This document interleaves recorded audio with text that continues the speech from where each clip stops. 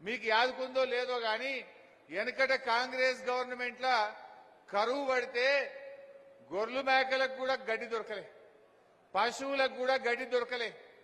గదే చిన్నకోడు చింత చెట్ల కింద ఆంధ్రాకేలి గడ్డి తెచ్చి గడ్డి కేంద్రాలు పెట్టి కూడా పశువుల్ని కాపాడుకున్నాం. యాదుకుందో లేదో మీకు? కొన్ని పశువులేమో కబేలాకు పోయినాయి, ఆల్ కబీర్కు అల్లాన కొట్టిండ్రు. కొంతమంది ఏమో జీవాలను కాపాడుకోవాలంటే గడ్డి కేంద్రాలు పెట్టి పశువుల్ని కాపాడుకున్నటువంటి విషయాన్ని నేను మీకు గుర్తు చేస్తా ఉన్నా.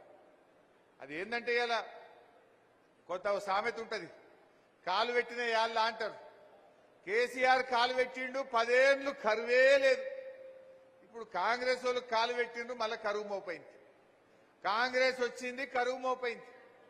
ఇలా రాష్ట్రం మొత్తం లక్షల ఎకరాల్లో పంట ఎండిపోయింది. మళ్ళా మోటార్లు కాలుతున్నాయి, అలేవే ఊర్ల పొన్న మళ్ళా మోటార్లు కాలుతున్నాయి.